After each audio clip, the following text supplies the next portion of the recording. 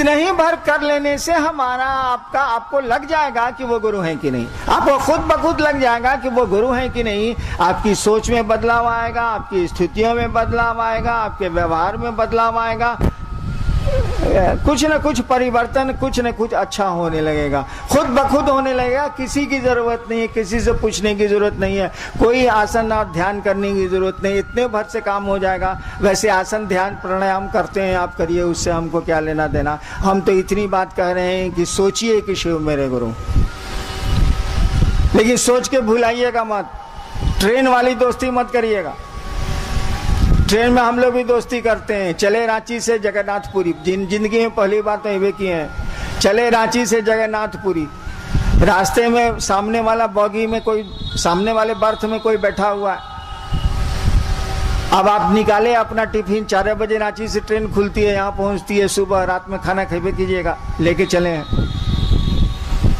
अब सामने वाला चढ़ा है राउर किला में 8 बजे रात में, आप निकाले 9 बजे रोटी अपना टिफिन कैरियर, सामने वाले से कहिएगा भाई साहब खाइएगा। सामने वाला तो लैट्रिन में पढ़ लिया है कि अनजाने आदमी का कुछ मत खाओ, कहना ना हमने खाएंगे, हे भाई साहब थोड़ा सा खाइए ना, ना ना हम खा के चले भाई साहब आप खाइए। अच्छा एगो मिठाई खा लीजिए, नहीं नहीं नहीं हम खा के चले हैं आप खाइए। इतना अपने भाई को बोलते हैं, इतना अपने सहोदर भाई को बोले हैं कभी?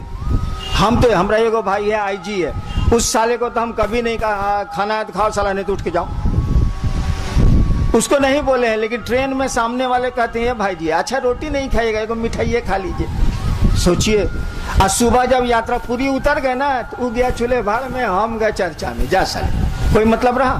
कोई मतलब नहीं रहा। सबके साथ यही होता है। यात्रा खत्म हुई, सह यात्री कहीं और गया, हम आप कहीं और गए, संबंध खत्म हो गया, रात भर का था। महादेव से ऐसा संबंध मत बनाइएगा, अपने गुरु से ऐसा संबंध मत बनाइएगा, उससे बनाइएगा परमानेंट, उससे बनाइएगा अस्थाई।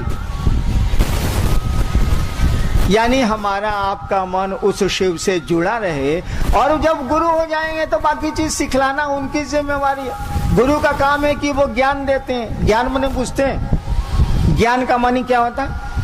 हम लोग पढ़ते हैं ना किताब में, भगवान बुद्ध को सम्यक ज्ञान हुआ था बोधि वृक्ष के नीचे। इसका माने क्या हुआ कि सम्यक ज्ञान हुआ था? सम्यक माने होता है पूरा, ज्ञान माने होता है अखिल, ज्ञान माने होता है समझ। यानी भगवान बुद्ध को पूरी की पूरी समझ आई थी। यही कहा जाता है कि भगवान बुद्ध को सम्यक ज्ञान हुआ था। गुरु ज्ञान देते हैं, इसका मानी गुरु समझ देते हैं। हम लोगों को समझ नहीं है, पूरी की पूरी तो नहीं है। आप यहाँ आए हैं ना, सुबह आए हैं, अब लौटिएगा। कितना सामान लेके आए? अपना पलंग लाएं, अपना खटिया लाएं, अपना तोशक लाएं, अपनी अलमारी लाएं, कुछ नहीं लेके आए। सोचे कि सुबह चलना है, शाम को लौट जाना है, कौन सी लेके जाना है भाई? नहाने के लिए खाली ले लिए कि कार्तिक पूर्णिमा है, नहाना है समुद्र में, चलो तो एक कपड़ा ले लेते हैं, इतना ही ना। अच्छा कोई हमसे पूछेगा हिनान जी दुनिया में कितना दिन के लिए आए? ठीक है मान लिया पूरी आप 2 दिन के लिए आए, ये दुनिया में कितना दिन के लिए आए ये तो हम नहीं बता सकते। कभी भी जा सकता है कोई आदमी, हम भी कभी भी जा सकते हैं। तो अब इतना सामान कहला है हिनान जी इकट्ठा कर लिए हैं, मकानों बना रहे हैं, तो गाड़ियों रख रहे हैं, तो यो कर रहे हैं, तो वो कर रहे हैं, सोच रहे हैं कि पुतवा केने रहेगा, सोच रहे हैं कि नतिया केने रहेगा, इतना बोझा इकट्ठा कर लिए। देखिए वहां समझ नहीं काम कर रही है, पूरी आने में समझ काम कर रही है कि 2 दिन का सामान लेके चलो। आज दुनिया में कितना देर के लिए आए हैं, इसमें समझ हमारी आपकी नहीं काम कर रही है। गुरु इसी समझ को देते हैं, और जैसे जैसे गुरु इस समझ को देंगे, हाय हाय और हंगामा मन का कम हो जाएगा, मन का शोर घट जाएगा। जो हम लोग हाय हाय करते हैं, ही नहीं हुआ, वो नहीं हुआ, वो नहीं हुआ, मन समझने लगेगा जाने की जगह है यार, कितना हंगामा करना है, काम चलाओ। यहाँ कोई रहने आया है, हमारे पूर्वज भी नहीं रहे, कोई रहने आया है जो हम रहेंगे, चलो काम चलाओ यार। यहाँ क्या है, हमारा आपका घर तो नहीं है, हम सभी यहाँ यात्री हैं, कुछ दिनों के लिए आए। यही ज्ञान गुरु देते हैं, यही समझ गुरु देते हैं, और इस जीवन में बदलाव आता है। ऐसा नहीं है कि मरने के बाद गुरु बैतरणी पार कराते हैं जी ना। इस जीवन में वो आपको जीवन के दुखों से, जीवन के संघर्ष से, जीवन की तकलीफों से मुक्त करते हैं, हटाते हैं गुरु। हम लोगों ने कहा उस शिव को अपना गुरु मानिए, बना के देखिए, सोचिए कि शिव मेरे गुरु हैं। आइए देखें कि क्या जिज्ञासा आई है। एक भाई की जिज्ञासा है कि विशिष्टता में किसी भी तरह की वंदनाएं नाम आदि की क्यों नहीं लगाई जाती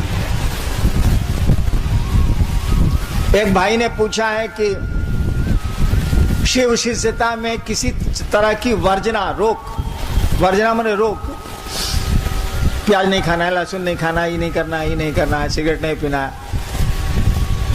शिव शिष्यता में किसी तरह की वर्जना क्यों नहीं लगाई जाती है, रोकते क्यों नहीं है आप लोग? हम चर्चा के शुरू में ही आपको कह दिया था कि इस कार्यक्रम में हम लोगों में से कोई गुरु नहीं है। हम लोग शिव को अपना गुरु मानते हैं, शिव हमारे गुरु हैं। एक बात बताइए, गुरु शिष्य की परंपरा में, शिक्षक छात्र की परंपरा में कानून किसका चलेगा, लड़का का कि मास्टर का? स्कूल में कानून किसका चलेगा, लड़का का कि मास्टर साहब का? नियम किसका चलेगा, लड़का बनावेगा से कि मास्टर साहब बनावेंगे से? अगर लड़का के बनाने से कानून चलेगा तो सब स्कूल के बाहर में देखिएगा 10 से 4 खाली कबड्डी हो रहा है और मास्टर साहब कबड्डी खेल रहे हैं। क्या कि लड़के कबड्डी खेलना चाहते हैं, पढ़ना नहीं चाहते। लड़कों का स्वभाव है, नटखट होते हैं, वो क्या पढ़ेगा वो? यानी गुरु शिष्य की परंपरा में गुरु का नियम कानून चलेगा। शिक्षक और विद्यार्थी के मामले में शिक्षक का नियम कानून चलेगा, विद्यार्थी का नहीं चलेगा, नहीं तो विद्यार्थी पढ़ेगा ही नहीं। ठीक उसी तरह से गुरु शिष्य की परंपरा में गुरु के नियम चलते हैं। गुरु जो कहेंगे सो होगा, चेला कहेगा तब तो गुरु जी को लेमन जूस खिला देगा। गुरु जी कहेंगे वही होगा। और आप हमसे पहले से जानते हैं कि शिव जगत के गुरु हैं। हम लोगों के पहले से इस देश को मालूम है कि शिव जगत गुरु हैं, गुरुओं के गुरु हैं, गुराधिपति हैं, ये सब पहले से मालूम। हम लोग कोई नई बात नहीं कह रहे। तो जगत का गुरु है ना वो। जगत में किसी एक आदमी के अंगूठे का निशान तो दूसरे से मिला ही नहीं। इस दुनिया में आपके अंगूठे का निशान संसार में किसी से नहीं मिल सकता। मेरे कहने का अर्थ हुआ, हर एक आदमी की सोच, प्रवृत्ति, प्रकृति अलग अलग है, होनी है। अब समुद्र के टापू में रहने वाले लोग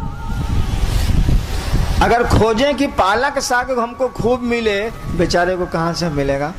अब समुद्र के जहाज या हवाई जहाज से सब्जियां जाएंगी तभी ना, कहां से मिलेगा? उसके बच्चे क्या खाएंगे? उसका परिवार कैसे पलेगा? उसको समुद्र पे तो भरोसा करना ही होगा। समुद्र की मछलियों और जानवरों पर उसको पेट पालना ही होगा, अपना रोजगार उस पर खड़ा करना ही होगा। क्या करेगा वो? आपने नहीं देखा होगा, जब बाढ़ आती है, देखा ही होगा, यहाँ भी तो तूफान आता ही है। जब तूफान आता है या बाढ़ आती है बिहार झारखंड के राज्यों में, मैं तो वहाँ प्रशासन में रहा हूँ, लोग रेलवे लाइन पर चले जाते हैं, कुछ खाने को नहीं। सरकार की राहत में तो देर लगती है, लोग रेलवे लाइन पर चले जाते हैं और उसी पानी से मछलियों को मारते हैं, आग में भूंजते हैं, अपने भी खाते हैं, बच्चे और पत्नी को भी खिला के 2-3 दिन तक तो उनको ऐसा करना ही पड़ेगा। कुछ तो मिलेगा नहीं, चारों बगल पानी है। बताइए अब महादेव किसको रोकेगा? कोई पानी पे जिंदा है, कोई घास पे जिंदा है, कोई कैसे है, कोई कैसे है, सबकी सोच अलग अलग है। इसीलिए कोई नियम वो लगा ही नहीं सकता, कोई वर्जना वो डाल ही नहीं सकता। सबको छूट देनी ही उसको पड़ेगी कि सब लोग आओ, कोई दिक्कत नहीं है। कहा कि एक को रोकेगा, जहां एक को रोकेगा, जहां एक नियम बनाया सब रुक जाएगा, बहुत सारे लोग रुक जाएंगे। बना ही नहीं सकता कोई भी संसार का जगत गुरु, कोई रूल बना ही नहीं सकता।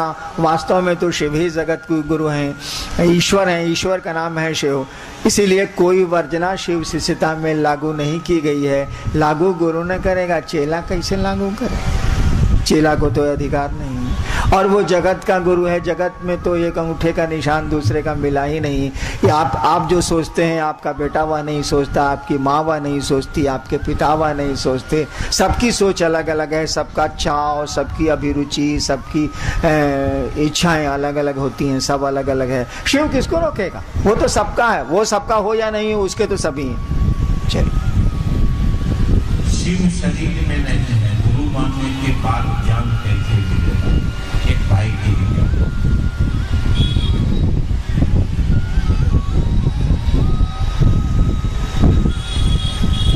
एक भाई ने पूछा है कि शिव शरीर में नहीं है तो ज्ञान कैसे मिलेगा? थोड़ा सोच के सवाल करना चाहिए था आपको। धरती पर बहुत सारे गुरु नहीं है, शरीरधारी बहुत सारे गुरु नहीं है। भगवान बुद्ध नहीं है, भगवान रजनीश नहीं है, बहुत सारे गुरु हैं जो अब शरीर में नहीं है। कितना नाम गिनाए। और आज भी वो गुरु हैं और लोग उनके शिष्य बन रहे हैं और शिष्य हैं। गुरु को शरीर से कुछ लेना देना नहीं। बहुत सारे गुरु धरती से चले गए, हाल हाल तक गए हैं लोग, और उनकी शिष्य परंपरा, गुरु शिष्य परंपरा आज भी चल रही है और वो आज भी गुरु हो रहे हैं। इसी से सोच लेना चाहिए कि शिव का शरीर में होना तो कोई अर्थ ही नहीं रखता। दूसरा, शिव बिना शरीर के हमको आपको धन धान्य संतान सुख पद प्रतिष्ठा देती। हमने कहा तभी ये लंबा सिलसिला कई हजार वर्षों से चल रहा।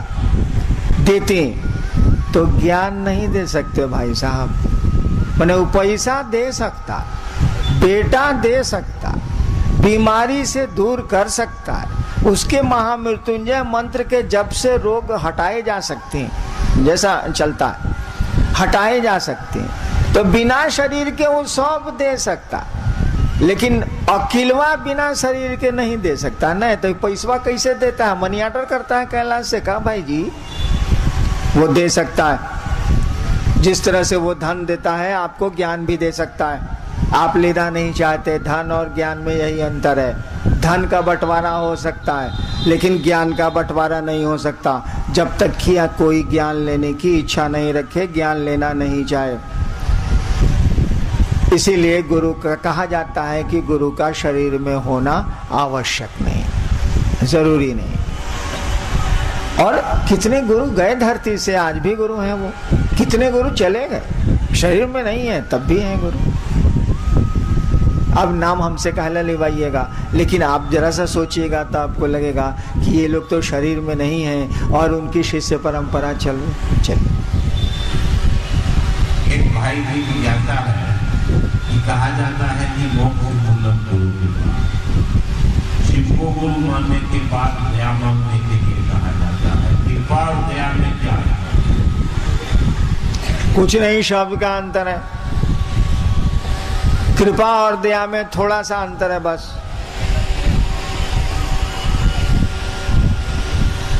कृपा का मानी है कि आपको अधिकार है, करो और पाओ। कृपा करो और पाओ, सामान्य अर्थ यही लगेगा इसका। कृपा का अर्थ है आपको अधिकार है, दया का अर्थ है कि आपको अधिकार नहीं, तब भी चाहिए। आप सरकारी नौकरी करते हैं, आप छुट्टी के लिए कृपा मांगते हैं, 2 दिनों की छुट्टी की कृपा की जाए। क्यों? कि आपको अधिकार है, आप नौकरी करते हैं, इसलिए आप सरकार ने आपको अधिकार दिए हैं, आप छुट्टियां ले सकते हैं, आपको अधिकार है। दया का मानी होता है हमको मेरा सब अधिकार खत्म हो गया। कानून आप जानते हैं, सर्वोच्च न्यायालय भारत के ऑनरेबल सुप्रीम कोर्ट ने किसी की फांसी की सजा को कंफर्म कर दिया। ऑनरेबल सुप्रीम कोर्ट ने कहा कि आपको जो फांसी की सजा मिली है वो सही है, मान लीजिए। अब तो कानून में उसके ऊपर कोई अदालत नहीं है, इस देश में तो नहीं है। तब भी भारत का संविधान उस आदमी को एक अधिकार देता है, क्या? महामहिम राष्ट्रपति क्या है यहाँ, वो मर्सी अपील कर सकता है, यानी दया की याचना कर सकता है। वहां ये नहीं कर सकता कि हमने गलती नहीं की, गलती तो आपकी साबित हो चुकी है, अब कौन सी कहिएगा। वहां दया मांगी जाती है और दया मिलती है, कानून में तो प्रावधान है। दया का अर्थ हुआ कि हमको पात्रता नहीं है, तब भी हमको चाहिए। अब हम लोगों ने शिव को गुरु माना, जो गुरुओं का गुरु है, ईश्वर है, परमात्मा का नाम है शिव, महेश्वर कहा जाता है उनको गुरु माना है। वहां अधिकार जताने जाएंगे कि हम आपके चेला हैं, फालतू बात है। कहां शिव, कहां हम लोग जीव। वहां अधिकार से तो काम नहीं चलेगा। हमने कहा कि वहां हम लोग दया मांगेंगे। महादेव कहिए नहीं सकते हैं कि तू मेरा चेला बनेगा तब ना हम दया करेंगे। हम लोग कह रहे हैं कि हम लोग चेला हैं, आप दया करिए। है या नहीं, इससे आपको क्या बस, हम तो दया मांग रहे हैं ना। कोई हमको अधिकार नहीं है, तब हमको चाहिए। इसीलिए कृपा को हटा के दया शब्द दिया गया है कि हम लोग कुछ नहीं है, एकदम खत्म है, तब वो हमको चाहिए। हे महादेव आप मेरे गुरु हैं, एकदम झूठ। हमरा मनवा पूछेगा कि महादेव गुरु है तब न, इतना आसान है मन को पूछना। मुंह से न कह रहे हैं कि शिव आप मेरे गुरु हैं, तब भी हमको चाहिए, आप हम पर दया करिए। इसीलिए दया शब्द का प्रयोग किया गया है, कृपा शब्द का प्रयोग नहीं किया गया है। कृपा जैसे होगी तब वो कहेंगे कि तू पहले चेला बनेगा तब ना हम कृपा करेंगे। ये लफड़ा में कौन पड़े, चलिए दया करिए।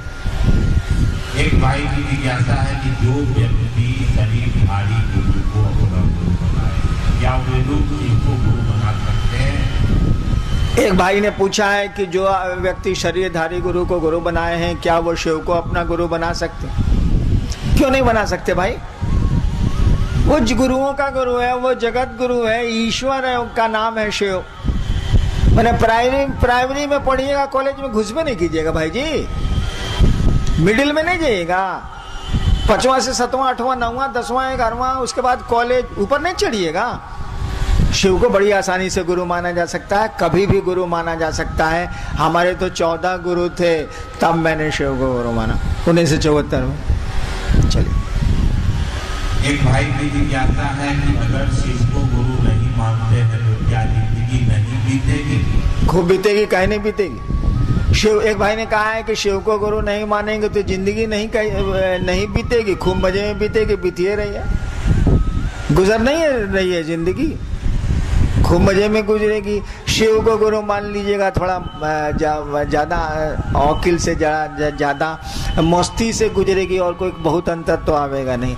ऐसे रो रो के गुजरेगा, करने का चांस ज्यादा रहेगा। शिव गुरु होंगे तो दुख तकलीफ तो आएगी, लेकिन करने का चांस कम हो जाएगा। इतना ही भर का अंतर आएगा। शिव गुरु नहीं होंगे तो जिंदा नहीं रहेंगे, हम लोग जिंदा हिले हैं साला। यहाँ तो आदमी आता है जाता है साला, तो नियम चलाइए। लेकिन आप शिव को गुरु मानिएगा तो जीवन सुंदर हो जाएगा, जिंदगी में फूल खिलने लगेंगे, अच्छा लगेगा। और कोई मेहनत नहीं हो जिस काम में, उस काम को करना चाहिए जिससे लाभ हो, जिससे समझ आए, ज्ञान आए। और बिना ज्ञान के तो संसार में भी कोई काम नहीं हो सकता। संसार के बाहर तो और मुश्किल है, संसार में भी कोई काम नहीं हो सकता। इसीलिए गुरु के पास तो आपको जाना ही चाहिए। लड़का पढ़ेगा नहीं तो करेगा क्या भाई? हमको आपको शिव को गुरु बनाना चाहिए। एक भाई की जिज्ञासा है कि भाई बहन कहते हैं कि नमक की भाई से पाप करता है, ये कैसे पता चलेगा कि मेरा पाप कर रहा है? देखिए, पाप पुण्य कुछ होता नहीं, न पाप कटता है न पुण्य आता है। शिव को गुरु मानिए, वो गुरु आपको समझ दे देगा। आप समझ जाइएगा कि न पाप कटता है न पुण्य जमा होता है। ऐसे ही सब चलता है, पाप पुण्य के फेरा में मत पड़िए। हम तो बिल्कुल नहीं पढ़ते हैं, आपको भी राय देंगे कि सब फेरा में मत पड़िए। जो ठीक लगता है, जो समाज के लिए ठीक हो, जो गुरु कहते हैं उसको करिए, बाकी छोड़िए क्या होता है क्या नहीं होता है, कितना माथा खराब करिए। चलिए, जिज्ञासा खत्म, छोड़ दी। इस पावन स्थल जगन्नाथपुरी में शिव गुरु महोत्सव का आयोजन, आप बैठे रहेंगे, अभी 5 मिनट और कार्यक्रम चलेगा, आप बैठे रहेंगे। आयोजन मैंने पहले भी कहा कि हमारा सौभाग्य कि इस आयोजन में हमको आने का, शामिल होने का सौभाग्य मिला।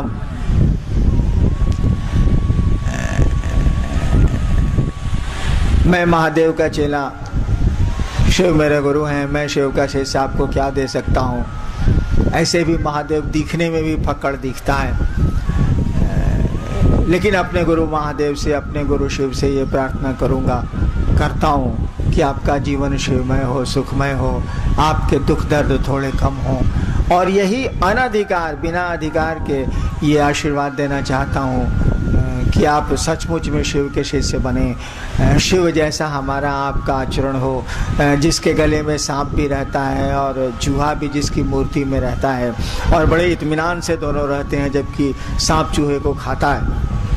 शिव आपके गुरु हो, शिव जैसा आपका जीवन हो, शिवमय हो, यही प्रार्थना अपने गुरु से करता हूँ और अनधिकार यही आशीर्वाद देना चाहता हूँ। आप सबों को मेरा प्रणाम, आप मेरा प्रणाम स्वीकार करिए।